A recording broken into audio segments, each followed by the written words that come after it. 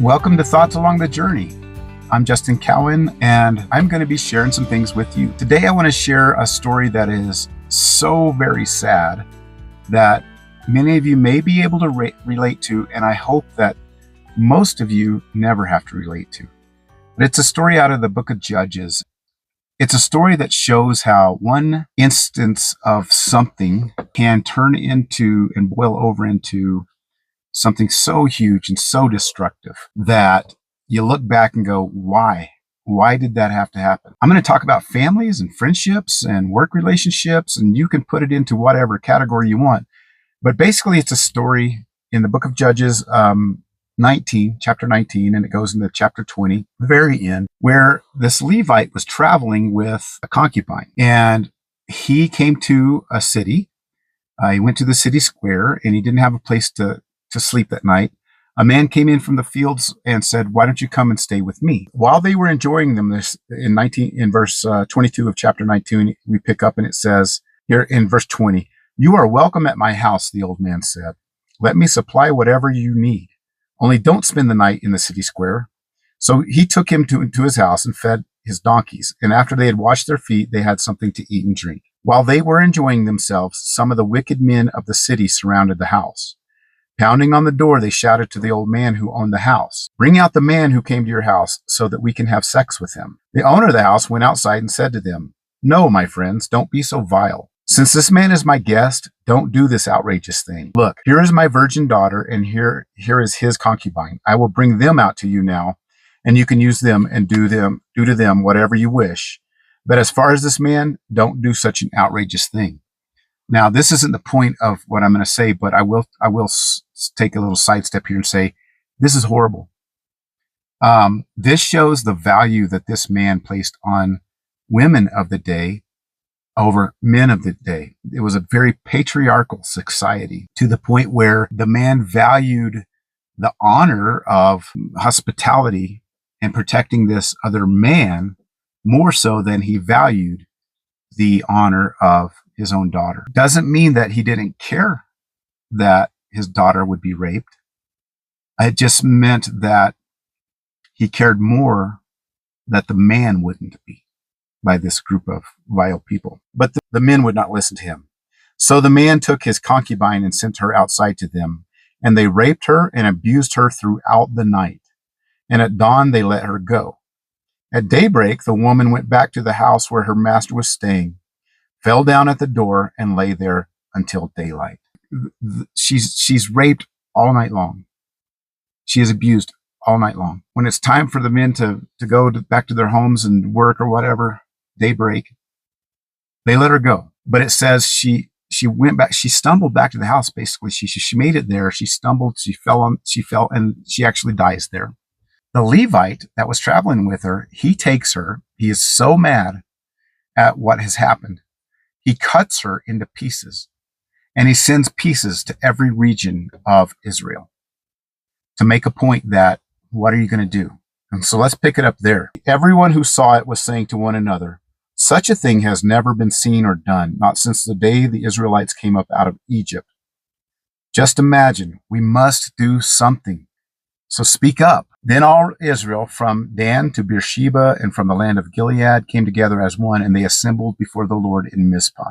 So they all came together, the leaders of the tribes, and they say, "Tell us how this awful thing happened." So the Levite, he recounts the story, and then he ends with, "Now, all you Israelites, speak up and tell me what you have decided to do." He wants justice. He wants vengeance. He wants this to be made right.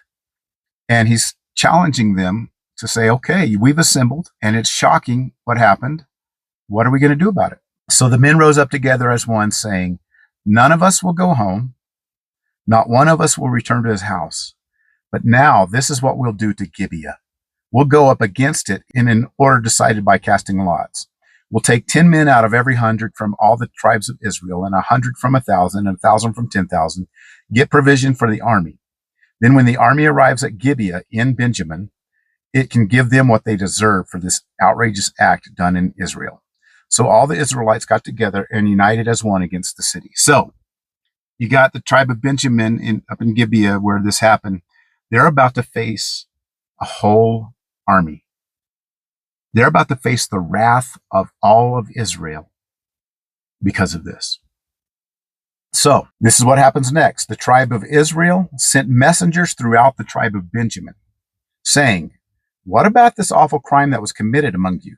Now turn those wicked men of Gibeah over to us so that we may put them to death and purge this evil from Israel."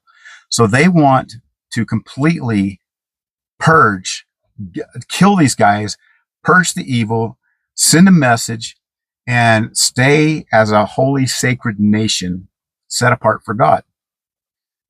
Well, what was the answer? And this is what they were asking for. They were asking for justice. But the Benjamites would not listen to their fellow Israelites. So here's all of one family. These different tribes settled in different regions. They've all come together. They've sent messengers, and now they're talking to one another. And it says, first of all, the Benjamites wouldn't listen. Right away, there's a lesson in this. When somebody comes to you with concerns, when somebody comes to you with an issue, whether it be at work or in your family or at church or, wherever, on a team, anywhere people gather together and they're trying to accomplish something, they're trying to live in peace. They're working towards a goal. Somebody brings you issues. The first thing you should do is just listen. Just listen. That is so easy to do rather than taking offense. That's where we go a lot of times. We take offense. But where do we go from there? So, the Benjamites would not listen to their fellow Israelites. From their towns, they came together at Gibeah to fight against the Israelites. So instead of giving these guys up, 3, 4, 5 guys that are criminals that they know have committed a crime, instead of giving them up, for some reason, they decide to dig in and defend. They get defensive. They are offended that they're being called to justice. They are offended by the fact that something wrong has happened that needs to be made right. And instead of making it right, they decide they're going to just go all out with Israel. The Benjamites mobilized 26,000 swordsmen from their own towns. It goes on and on and on. And then it says, the next morning, the Israelites got up and pitched camp near Gibeah. The Israelites went out to fight the Benjamites. The Benjamites came out of Gibeah and cut down 22,000 Israelites on the battle that day. Here's the next lesson. There are great losses that just happened in this story. Great losses. 22,000 soldiers were lost because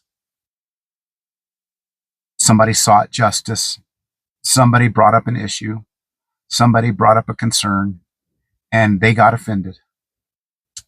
And so they dug in and they went all out to destroy these other people. Not listening and then going forward. It continues and they lose more people and more people and more people. And then at the end, chapter 20, it says, the men of Israel went back to Benjamin and put all the towns to the sword, including the animals and everything else they found. All the towns they came across, they set on fire. This is an incredible story that wasn't written for the 21st century. It was written as a historical thing to catalog to what happened. But what we can do as modern day Christians is look back on this and learn lessons from it. Man, the lessons in this one are hard lessons. First of all, something happened that was wrong. Second, the person that was wronged sought justice. Third, the people seeking justice from the Benjamites sent messengers to them. They sent a message. And they said, here's the wrong. What can you do to make it right? And that simple message set these people off in such offense that they would be called out. And we don't know why they responded that way. You never quite know why when somebody responds the way they do, when there's wrong that another person's asking to be justified and made right. But it did. It set them off big time.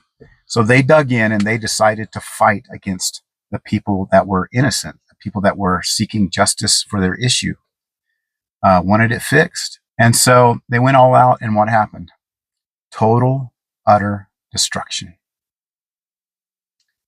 They burned the towns of the Benjamites. But before that, the Israelites lost 22,000 and more. There's more fights that I didn't go through that they went through in this process. It was a back and forth. The Israelites weren't going to back down because they wanted their issues fixed.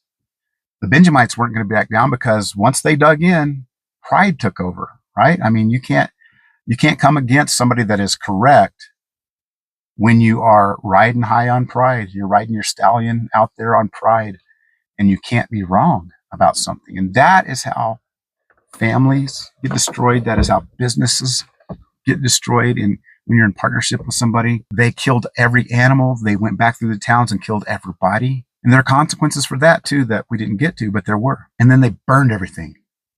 They burn, and in today's world, we burn all our bridges when we do this to somebody. If it's in family, a fight between family members, everything's destroyed, not with just that one person, everything. You can't go to reunions anymore because that person might be there. You can't talk to their kids anymore. You can't go to dinners with family anymore in family groups. Maybe there was a family Bible study that was going, you can't do that anymore. You can't go cheer for the cousins and the nephews and nieces anymore because that person hates the other person and has made sure to completely destroy, utterly burn the bridges rather than say from the get-go, wow, your issue I should listen to. Your issue is a concern. Let's look at that together.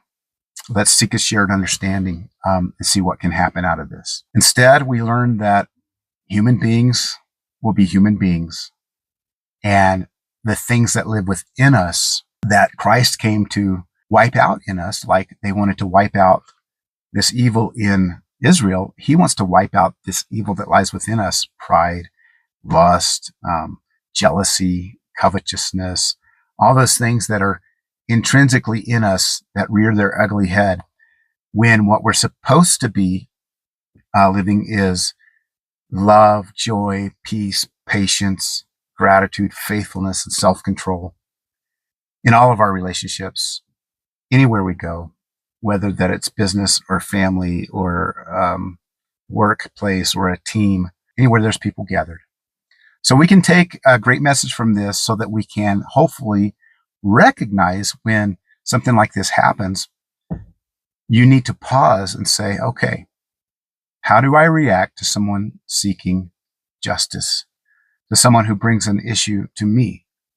And if you're a father or a mother, you're going to get issues. If you're a sibling, between siblings, you're going to get issues. If you're a boss and an employee, there's going to be issues. If you are first string and second string on a team and you're a coach, you're going to get issues. Number one thing, listen. Seek to understand, gain a shared understanding, then decide what to do about it together. And avoid all destruction. God bless you and keep you. God make his face to shine upon you. God turn his countenance towards you and bring you peace. Amen.